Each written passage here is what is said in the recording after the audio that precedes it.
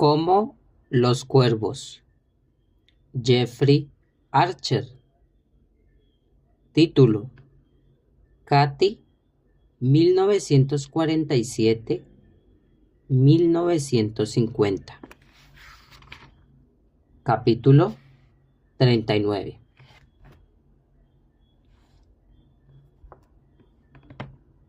La única pregunta que no sabía contestar de niña era: ¿cuándo fue la última vez que viste a tu padre?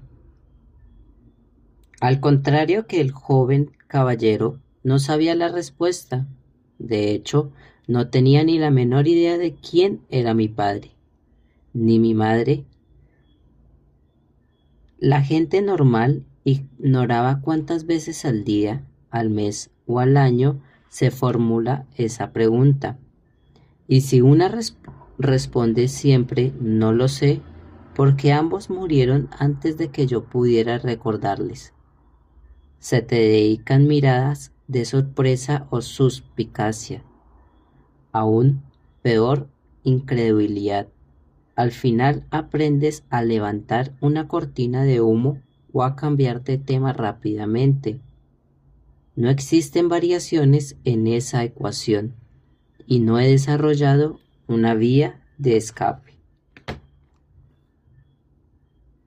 El único recuerdo de mis progenitores es el de un hombre que se pasaba casi todo el tiempo chillando, y el de una mujer tan tímida que apenas hablaba. También tengo la sensación de que se llamaba Margaret. Por lo demás, solo permanece de ellos una mancha borrosa. Cuando envidiaba a aquellos niños que podían hablarme sin vacilar de sus padres, hermanos, hermanas e incluso primos, segundos y tías lejanas, lo único que sabía de mí era que había sido educada en el orfanato. Sid Hilda para chicas. Park Hill, Melbourne. Rectora señorita Rachel Benson. Muchas de las niñas tenían padres y algunas recibían cartas, hasta visitas ocasionales.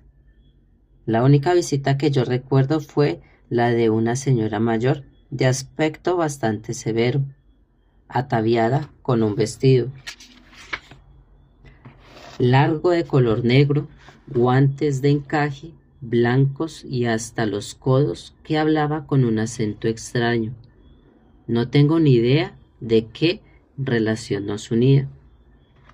La señorita Benson trataba a esta dama con considerable respeto, y recuerdo que hacía una reverencia cuando se marchaba. Nunca supe su nombre, y cuando fui lo bastante mayor para preguntar quién era, la señorita Benson afirmó que no tenía ni idea de lo que yo le estaba diciendo. Siempre que intentaba interrogarla sobre mis orígenes, respondía con aire de misterio: quizás es mejor que no lo sepas, niña. No se me ocurre una frase más convincente de la lengua inglesa de aquella que repetía la señora Benson, ad nauseam, pues me impulsó con mayor ardor a descubrir sobre mis padres. A medida que pasaban los años, empecé a formular lo que yo consideraba preguntas sutiles sobre el tema de mis padres, a la vicerrectora, a la enfermera, al personal de la cocina, incluso al portero, pero siempre me estrellaba contra el mismo muro. Cuando cumplí 14 años, solicité una entrevista especial con la señora Benson para hacerle una pregunta directa. Aunque había despachado el tema mucho tiempo atrás con «quizás es mejor que no lo sepas, niña», lo sustituyo en esta ocasión por «¿en verdad?» Katy, ni yo misma lo sé. Si bien no rebatí esa explicación, no la creí, pues algunos de los miembros más antiguos del personal me miraban a mis espaldas, creyendo que no les oía. No tenían fotos ni recuerdo de mis padres, ni siquiera pruebas de su existencia anterior, a excepto de una pequeña joya que yo consideraba de plata. Recuerdo que mi padre me había dado la crucecita que siempre colgaba en mi cuello. La señorita Benson reparó una noche en el objeto, mientras yo me estaba desvistiendo en el dormitorio, y me preguntó de dónde había salido el colgante.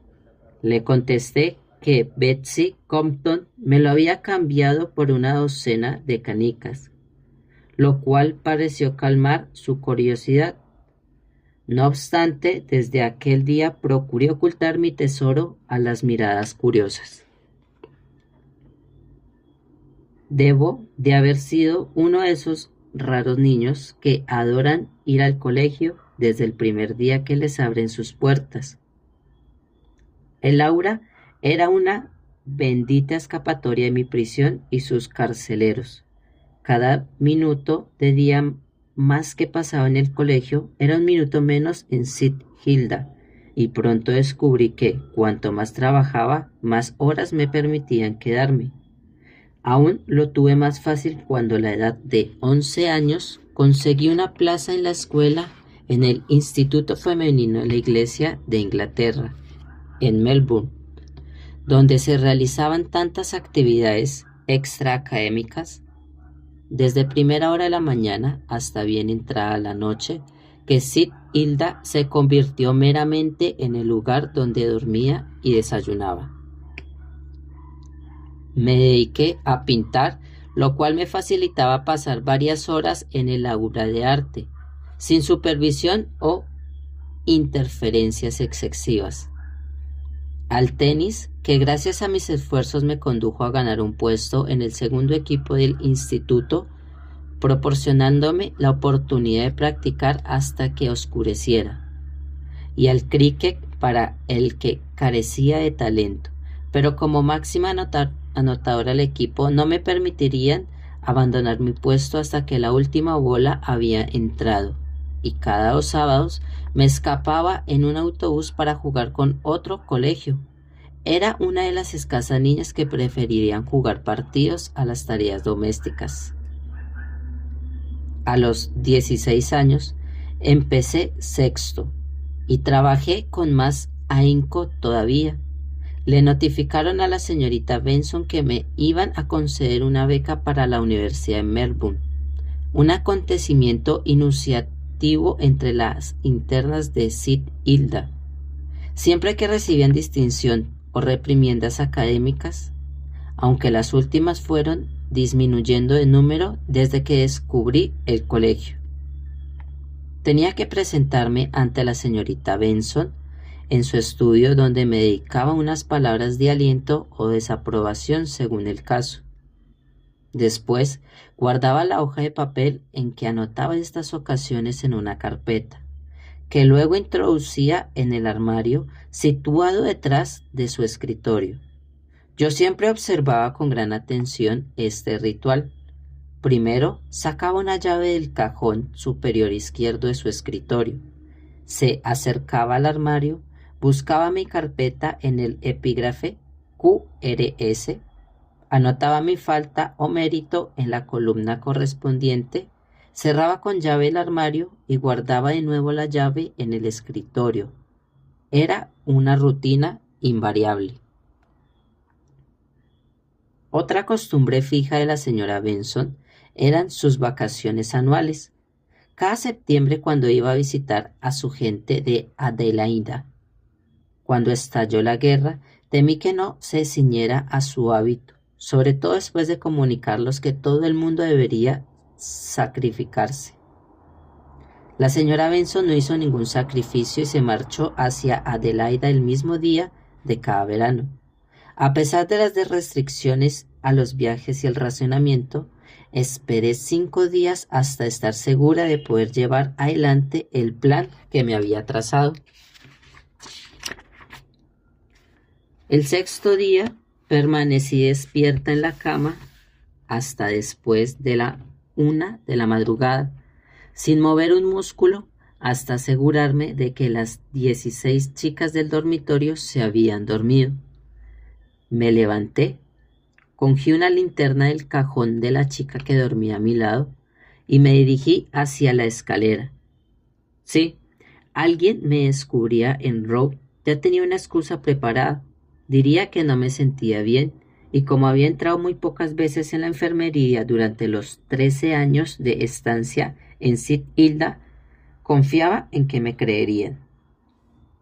Me deslicé con sigilo hacia la escalera sin necesidad de la linterna. Desde que la señora Benson se había ido a la Adelaida, había practicado la maniobra cada mañana y también cada noche con los ojos cerrados. Cuando llegué al estudio de las rectoras, abrí la puerta y me deslicé en el interior encendiendo la linterna. Me acerqué de puntillas al escritorio de la señorita Benson y abrí el cajón superior izquierdo, pero no estaba preparada para encontrarme con unas 20 llaves distintas, algunas agrupadas en anillas y otras sueltas, sin ninguna identificación. Intenté recordar el tamaño y la forma de la que la señorita Benson utilizaba para abrir el armario, pero no sirvió de nada, y, con el único auxilio de la linterna, necesité hacer varios viajes entre el armario y el escritorio para localizar la que giró 180 grados. Empujé hacia afuera el cajón superior del archivador con el mayor lentitud posible, pero las guías chicharrearon escandalosamente. Paré, contuve el aliento y esperé a oír algún movimiento. Miré incluso por debajo de la puerta para asegurarme de que no se había encendido alguna luz de repente. Una vez convencida de que no había despertado a nadie, comencé a examinar los nombres del fichero QRS. Robert Rose. Saqué mi ficha personal y me deposité la abultada carpeta sobre el escritorio de la rectora. Me senté en la silla de la señora Benson y con la ayuda de la linterna leí las páginas con todo cuidado. Como casi tenía 15 años y llevaba 13 en St. Hilda como mínimo, mi expediente era bastante grueso. Recordé travesuras y medadas en la cama, así como premio por mis cuadros, incluyendo un premio doble por una de mis aguamarinas que todavía colgaba en el comedor. Pero por más investigué, no hallé nada sobre mi anterior a los 3 años. Me preguntó si sería una regla general aplicada a todas las chicas que iban a vivir al St. Hilda. Eché un rápido vistazo al expediente de Jenny Ross con gran descripción. Encontré los nombres de su padre, Ted, fallecido, y de su madre, Susan. Una nota añadida explicaba que la señora Ross tenía otros 3 hijos que cuidar y desde que la muerte de su marido, producida por un infarto, no había podido salir adelante con un cuarto. Cerré el armario, devolví la llave al escritorio de la señorita Benson. Apagué la linterna y subí a toda prisa por escalera hacia mi dormitorio. Puse la linterna en su sitio y me deslicé en la cama. Me planteé qué debía hacer a continuación. Era como si mis padres no hubieran existido y mi vida hubiese empezado a los 3 años, como la única alternativa era haber nacido por obra del Espíritu Santo, cosa que yo no aceptaba ni de la Virgen María. Mi deseo de averiguar la verdad se hizo más parenterio. Debí quedarme dormida, porque todo lo que recuerdo es que me despertó la campana del instituto al día siguiente. Cuando me concedieron la plaza en la Universidad de Melbourne, me sentí como un presidiario puesto en libertad. Tras una larga condena, tuve una habitación para mí sola por primera vez y ya no tuve que llevar uniforme. Si bien la indumentaria que me podía permitir no habría maravillado a los boutiques de Melbourne. Recuerdo que trabajaba más horas en el instituto, pues estaba convencida de que si no aprobaba el primer curso, pasaría el resto de mi vida en St. Hilda. En el segundo año me especialicé en historia del arte en inglés y continué pintando por pura diversión, pero ignoraba qué carrera me gustaría seguir después de la universidad. Mi profesor sugirió que me dedicara a la enseñanza, pero eso me pareció una prolongación de Sid Hildad y que podría acabar como la señorita Benson. No tuve muchos novios antes de ir a la universidad. Hasta los 15 años pensé que los bebés eran frutos de besar a un hombre, y siempre tenía miedo de quedarme embarazada, sobre todo después de mi experiencia de hacerme mayor sin amigos. Mi primer novio de verdad fue Mel Nichols, capitán del equipo de fútbol de la universidad. Cuando consiguió por fin llevarme a la cama, me dijo que yo era la única chica de su vida y, lo más importante, la primera. Después de hacer el amor, empezó a interesarse en lo único que yo llevaba puesto. Nunca había visto nada igual, dijo cogiendo la cruz entre sus dedos. Iban 2 primeras veces, me burlé. No del todo, rió, porque he visto una parecida. ¿Qué quieres decir? Es una medalla. Mi padre ganó 3 o 4, pero ninguna estaba hecha de plata. Cuando pienso en ello, considero que por esta información valió la pena perder la virginidad.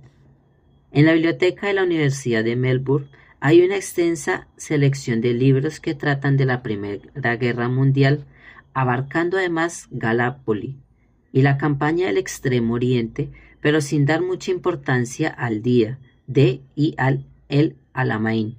Sin embargo, encajado entre las páginas dedicadas a las hazañas realizadas por los soldados de infantería australianos, hay un capítulo sobre las gestas de los británicos completados con varias láminas en colores. Descubrí que había VCS, DSO, DSC, CBE, OBE. Las variaciones parecían interminables hasta que en la página 409 encontré lo que estaba buscando: la cruz militar, unas 50 de seda blanca con franjas horizontales de color púrpura y una medalla forjada en plata y con la corona imperial. En cada uno de los 4 brazos era concedida a los oficiales de graduación inferior a mayor, por valor sobresaliente en el combate. Empecé a preguntarme si mi padre era un héroe de guerra y había muerto en plena juventud a consecuencia de terribles heridas. Al menos la explicación de sus constantes gritos residiría en los sufrimientos que padecía. Mi siguiente labor detectivesca consistió en visitar una tienda de antigüedades de Melbourne. El hombre que atendía el mostrador estudió la medalla y me ofreció por ello 5 libras. No me molesté en explicar por qué no me habría desprendido el objeto ni por 500 libras. Al menos me informó que el único comerciante de Austria especializado en medallas auténticas era el señor Clive James, al que localizaría en la calle Macfin, número 47 de Sydney. En aquel tiempo pensaba que Sydney estaba al otro lado del mundo, y mi escasa subsesión me impedía realizar tal viaje. Tuve que armarme de paciencia y aspirar al trimestre de verano cuando solicité ser la anotadora del equipo universitario de cricket. Me rechazaron por razón de mi sexo. Las mujeres no podían aspirar a comprender por completo la mecánica del juego, me explicó un chico que solía sentarse detrás de mí para copiar mis apuntes. No me quedó otra alternativa que pasar horas practicando como una loca hasta que fui seleccionada para el segundo equipo femenino de tenis. No lo considero un gran éxito, pero había encontrado un calendario que me interesaba. Sydney. A. La mañana que llegamos a Sydney, me encaminé directamente a la calle Macfin y me quedé sorprendida al ver la cantidad de jóvenes uniformados. El señor Jennings en persona examinó la medalla con mucho más interés que el comerciante de Melbourne. Es una MC en miniatura. En efecto, me dijo, mirando el objeto con una lupa. Se llevan los uniformes de gala. Estas 3 insignias grabadas bajo el borde de brazo, apenas discernibles a simple vista, nos dará una pista de la persona que mereció con la condecoración. Miré por la lupa al señor Jennings. algo que nunca había visto hasta entonces, pero distinguí claramente las iniciales. GFT. ¿Hay alguna forma de averiguar quién es GGT? Pregunté esperanzada. Oh, sí, contestó el señor Jennings. Sacó un libro encuadernado en pie de una estantería situada detrás de él y pasó las páginas hasta encontrar Goodrich Sue Thomas y un George Victor Taylor, pero no localizó a nadie con las iniciales GF3. Lo siento, pero no puedo ayudarla. Esta medalla en particular no ha sido concedida a ningún australiano, si no estaría catalogado aquí. Palmeó el volumen. Tendrás que escribir a Londres al Ministerio de Guerra si deseas más información. Tienen los expedientes de todos los miembros de las Fuerzas Armadas que han recibido alguna condecoración por su valor. Le di las gracias por su ayuda, pero no antes de que me ofreciera 10 libras por la medalla.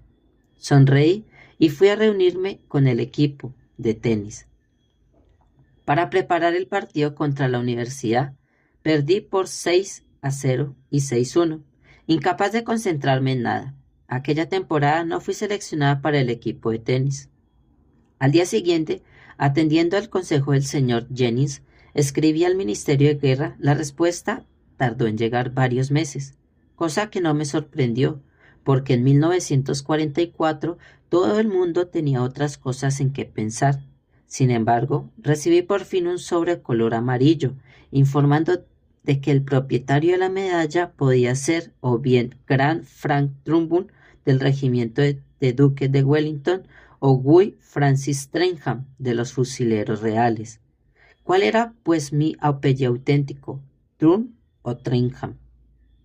Aquel mismo día escribí a la oficina de alto comisario británico en Canebra solicitando las direcciones a las que podía dirigirme para recabar información sobre los 2 regimientos mencionados en la carta.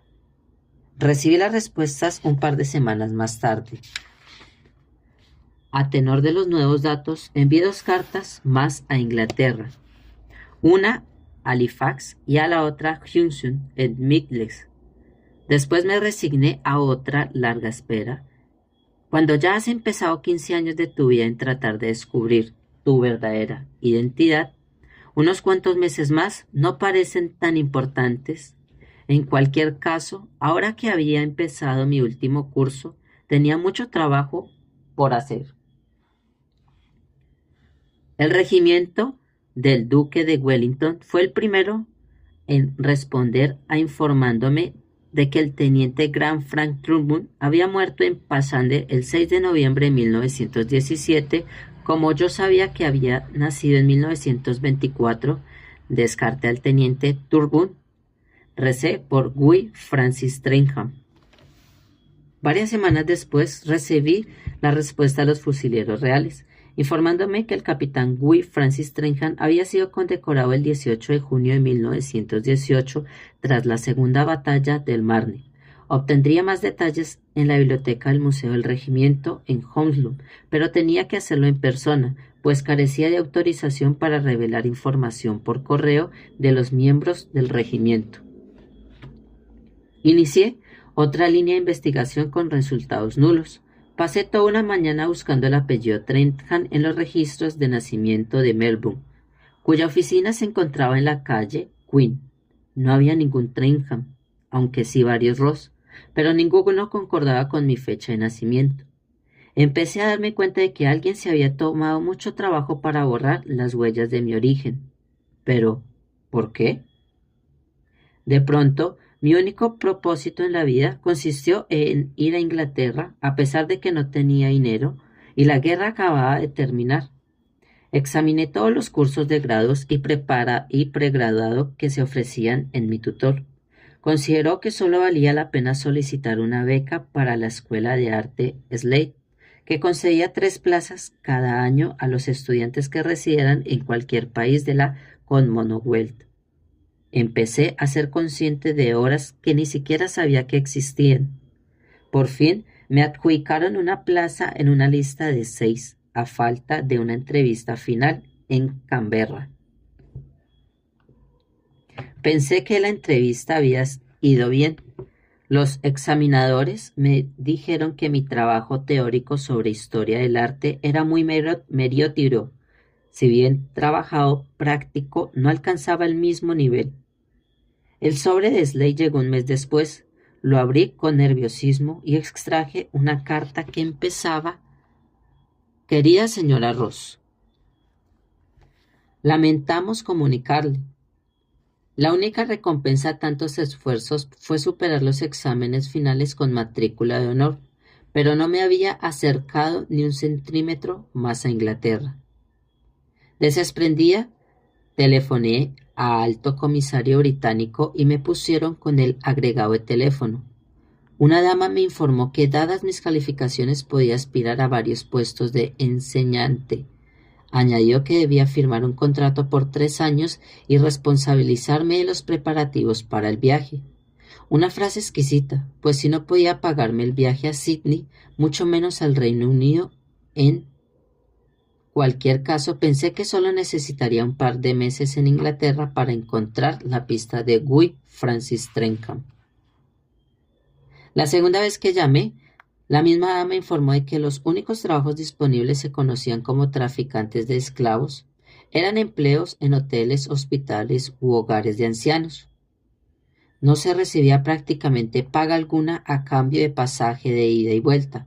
Como aún no me había desencantado por ninguna carrera en particular y me daba cuenta de que esta era mi única oportunidad de trasladarme a Inglaterra y localizar algún pariente. Llamé al departamento del agregado al trabajo y firmé el contrato. Casi todos mis amigos de la universidad abrigaron la convicción de que yo padecía un aborrecimiento mental temporal, pero ignoraran el auténtico propósito de mi viaje a Inglaterra. El barco en el que zarpamos hacia Southampton no debía diferenciar mucho de las cáscaras de nuez en que llegaron los primeros inmigrantes. 170 años antes nos alojaron a 3 trantes de esclavos en un camarote, no mayor que mi habitación del campus universitario, y si el barco escoraba más de 10 grados, todos terminaban en el suelo. A los 3 nos habían destinado al Hotel Ayres del Escort y nos aseguraron que se hallaban en el centro de Londres. Yo no tenía ni idea de lo que nos esperaba allí. Tras 6 semanas de viaje, fuimos recibidos en el muelle por una destartalada camioneta del ejército que nos llevó a Londres y nos depositó ante los peldaños del Hotel Ayres. La dueña nos acomodó a las 3 en la misma habitación. Me sorprendió descubrir que era tan pequeña como el camarote que nos habíamos padecido en el banco. Al menos esta vez no te caías de la cama cuando menos lo esperabas.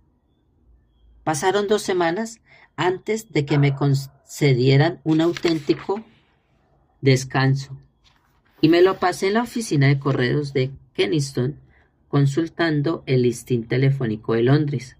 No había ningún Trenkham. Puede que no conste en el listín, me explicó la empleada. Eso quiere decir que no cogerá su llamada. O que en Londres no vive ningún Trenkham, contesté. Acepté que el Museo del Regimiento era mi última oportunidad. Pensaba que había trabajado duro en la Universidad del Melbourne, pero las horas que nos obligaba a abrevar en las Ayres habría derrumbado a cualquier soldado. Por mi parte no pensaba admitirlo ni por un momento, sobre todo cuando mis 2 compañeras de cuarto tiraron la toalla al cabo de un mes. Telegrafiaron a sus padres en Sydney pidiendo dinero y regresaron a Australia en el primer barco disponible. Al menos tuve una habitación para mí sola durante unos días. Para ser sincera, me habría gustado hacer las maletas y volverme con ellas, pero no tenía nadie en Australia a quien podía telegrafar pidiendo dinero. El primer día, completo que no me sentí completamente agotada, me marché en tren a Hounslow, en Migles, y al salir de la estación, el revisor me indicó la dirección del cuartel y museo de los fusileros reales. Después de caminar un par de kilómetros llegué al edificio que estaba buscando. A excepción de un recepcionista, parecía deshabitado. Llevaba uniforme caqui con 3 galones de cada brazo, dormitaba tras el mostrador. Me acerqué y fingí que no quería despertarle. ¿Puedo ayudarla, señorita? Eso espero. ¿Australiana? ¿Tanto se nota? Luché con sus chicos en África del Norte con unos soldados. Magnífico, se lo aseguro. ¿En qué puedo ayudarla, señorita? Les escribí desde Melbourne, dije, sacando unas copias de la carta sobre el dueño de esta medalla. Pasé la cadena por encima de la cabeza y le tendí la medalla. Se llama Guy Francis Trenham, una MC en miniatura, dijo el sargento sin vacilar, sosteniendo la medalla en la mano. ¿Ha dicho Guy Francis Trenham? Exacto. Bien, le buscaremos en el libro mayor 1914-1918, ¿verdad? Asentí con la cabeza. Se acercó a una maciza entera que casi cedía bajo el peso de gruesos volúmenes y sacó un enorme libro encuadernado en piel. Lo dejó sobre el mostrador con un golpe sordo, lanzando en polvo en todas direcciones. En la cubierta, impresas en oro, se leían las palabras Reales Fusileros Condecorados 1914-1918. Echemos un vistazo, pues, dijo pasando las páginas. Espere, impaciente. Aquí está nuestro hombre, anunció en tono triunfal.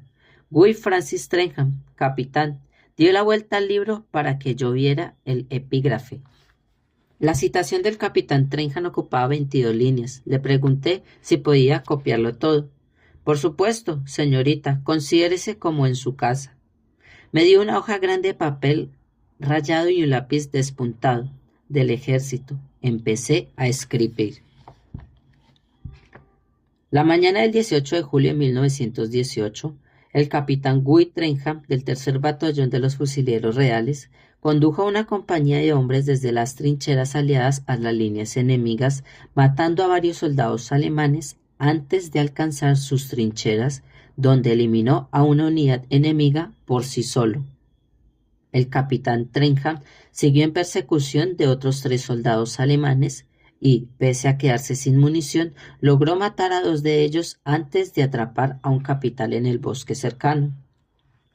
La misma noche, a pesar de estar rodeado de enemigos, rescató a 2 hombres de su compañía, al soldado T. Prescott y al cabo C. Tromper, que se había extraviado el campo de batalla y buscado refugio en una iglesia próxima.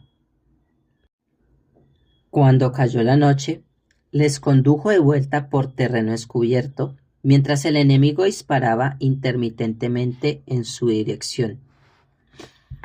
Una bala perdida disparada desde el bando alemán mandó al soldado Prescott antes de que lograra llegar a nuestras trincheras. El cabo Tromper sobrevivió, a pesar del intenso fuego procedente de las líneas enemigas. Por este acto de heroísmo frente al enemigo, el capitán Trenham fue recompensado con la MC. Escribí palabra por palabra. Cerré el pesado libro y lo devolví al sargento. Trenham, dijo él, si no recuerdo mal, señorita, hay una foto de él colgada de la pared. El sargento cogió sus muletas, salió de detrás del mostrador y cogió lentamente hacia el extremo más alejado del museo. No me di cuenta hasta aquel momento de que el pobre hombre solo tenía una pierna. Por aquí, señorita, dijo, sígame. Las palmas de mis manos se cubrieron de sudor y me sentí un poco mareada al pensar que iba a ver por fin el rostro de mi padre. ¿Nos pareceríamos en algo? El sargento dejó atrás las VCS y llegamos a la fila de los MCS. Eran fotografías antiguas en color sepia, mal enmarcadas.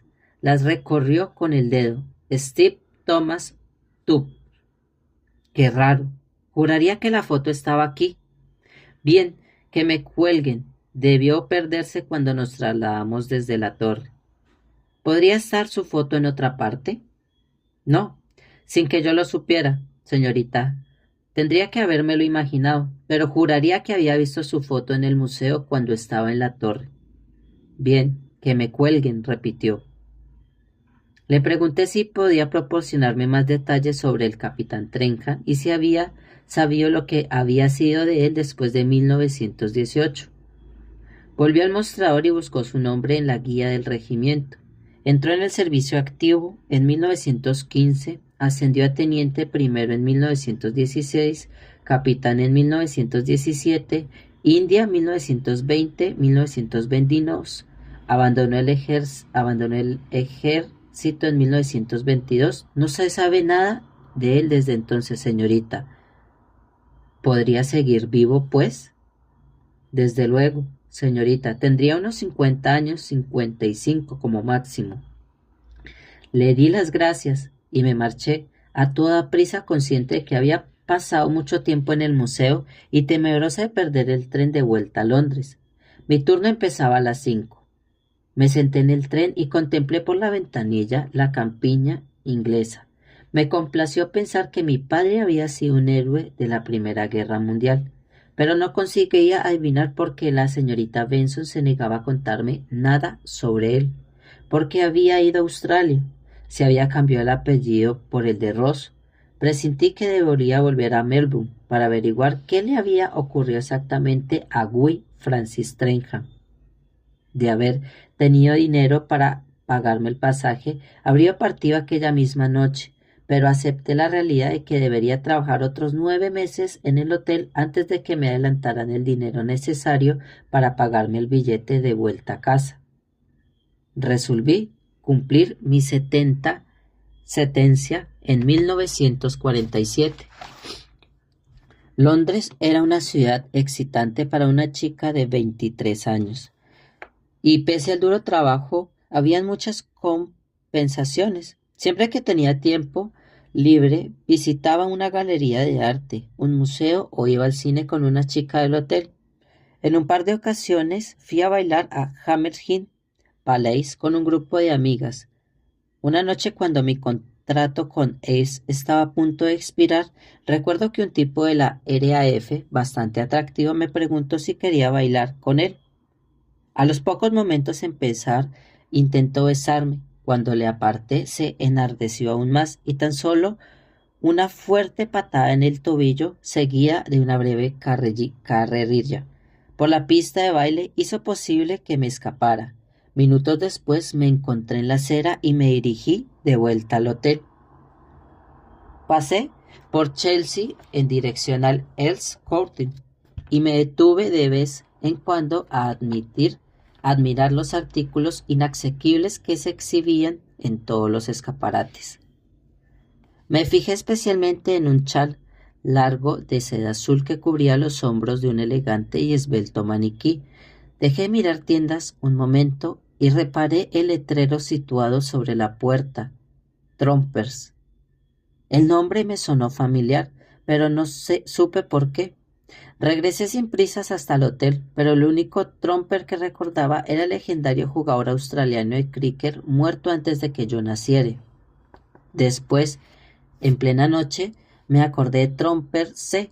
Era el cabo mencionado en la citación de mi padre. Repasé enseguida las palabras que había copiado durante una visita al Museo de los Fusileros Reales. Era la primera vez que me topaba con aquel apellido desde mi llegada a Inglaterra y me pregunté si el propietario de la tienda estaría relacionado de alguna forma con el cabo y podría ayudarme a encontrar. Decidí volver al museo de Hounslow al día siguiente y ver si mi amigo cojo podía prestarme de nuevo su concurso. Me alegro de volverte a ver, señorita, dijo cuando me acerqué al mostrador. Me conmovió que se acordara de mí. ¿Busca más información? Exacto, el cabo Tromper. ¿No es él? Charlie Tromper, el comerciante honrado. Desde luego, señorita, pero ahora es Sir Charles y dueño del mayor grupo de tiendas de Chelsea Terrace. Eso pensé. Iba a decírselo el día anterior, pero se marchó antes de que pudiera hacerlo, señorita. Sonrió. Se podría haber ahorrado un viaje en tren y 6 meses de su tiempo. La noche siguiente, en lugar de ir a ver a Greta Garbo al cine, Great de North Hill Gate, me senté en un banco en la acera opuesta a Chelsea Terrace y Me dediqué a contemplar una fila de escaparates, por lo visto. Sir Chase era el dueño de casi todas las tiendas de la calle. Me pregunté por qué habría permitido que un solar tan grande continuara ocupado en el centro de la manzana. Mi siguiente problema era encontrar la forma de verle. Lo único que se me ocurrió fue que tal vez podía llevar la medalla al número 1 para que la tasaran y después rezar. La semana siguiente me tocó el turno de día en el hotel, así que no pude volver al número 1 de Chelsea Terrace hasta el otro lunes, por la tarde. Enseñé mi medalla a la dependencia y pregunté si podía tasarla. Ella la examinó y después llamó a otra persona, un hombre alto, de aspecto diligente. Pasó cierto tiempo estudiando la pieza antes de darme una opinión. Una MC en miniatura, a veces conocida como MC de gala, porque se lleva en determinadas celebraciones del regimiento como reuniones o cenas. Su valor aproximado es de 10 libras. Vaciló un momento. De todos modos, Spinks, en la calle Kings número 5 SW1, la asesorará más detalladamente si usted lo solicita. Gracias, dije, sin averiguar nada de nuevo e incapaz de pensar en cómo formular una pregunta directa sobre el historial bélico de Sir Charles. ¿Puedo ayudarla en algo más?, preguntó el hombre al verla inmóvil en su sitio. ¿Cómo puedo entrar a trabajar aquí?, pregunté de sopetón, sintiéndome bastante estúpida. Presente una solicitud por escrito adjuntando su currículum y su experiencia. Nos pondremos en contacto con usted dentro de unos días. Gracias, respondí, y me fui sin decir nada más. Aquella noche redacté una larga carta especificando mi currículum. Me pareció un poco endeble cuando repasé lo escrito. A la mañana siguiente reescribí la carta en el mejor papel del hotel. Puse en el sobre solicitud de trabajo, pues ignoraba a qué nombre enviarlo, excepto a Trumpers, Chelsea Terrace número 1, SW7. La tarde siguiente entregué la misiva en mazo de una empleada de la sala de subastas, sin la menor esperanza de recibir contestación. En cualquier caso, no estaba muy segura de qué iba a hacer si me ofrecían un empleo, pues pensaba regresar a Melbourne dentro de escasas semanas. Si no se me ocurría cómo me ayudaría a entrevistarme con Sir Charles, trabajar en Trumpers. 10 días después recibí una carta del jefe personal indicando que deseaba entrevistarme. Gasté 4 libras y 15 chelines de mi salario, ganado a costa de penosos esfuerzos, en un vestido nuevo que apenas podía permitirme, y llegué a la cita con 1 hora de antelación. Tuve que dar varias vueltas a la manzana durante aquella hora. Descubrí que Sir Charles vendía todo lo que un ser humano podía desear, siempre que tuviera el dinero necesario para pagarlo. La hora terminó por fin. Entré y me presenté ante el mostrador principal. Me acompañaron hasta que un despacho de la última planta. La señora que me entrevistó dijo no entender qué hacía yo trabajando de criada en un hotel, teniendo en cuenta mi currículum, y yo le expliqué que trabajar en un hotel era lo único que podía hacer las personas que no tenían dinero para pagárseles el billete de vuelta. Ella sonrió y me advirtió que si quería trabajar en el número 1, debería empezar en el mostrador principal. Si demostraba aptitudes, no tardaría en ascenderme. Yo empecé en el mostrador principal de Shotby. Explicó. Estuve a punto de preguntar cuánto había durado. Me encantaría trabajar en Trumpers, respondí, pero me temo que aún he de cumplir 2 meses de contrato para marcharme del Hotel Ayres. En ese caso nos veremos obligados a esperarla, replicó sin vacilar la mujer. Empezará el 1 de septiembre en el mostrador principal, señorita Ross. Le comunicaré el acuerdo por escrito la semana que viene. Su oferta me entusiasmó hasta el punto que olvidaré el motivo de haber solicitado el trabajo por completo, hasta que mi entrevistadora me envió la carta prometida y conseguí descifrar la firma de la señora que había garrapateado su nombre al final de la página.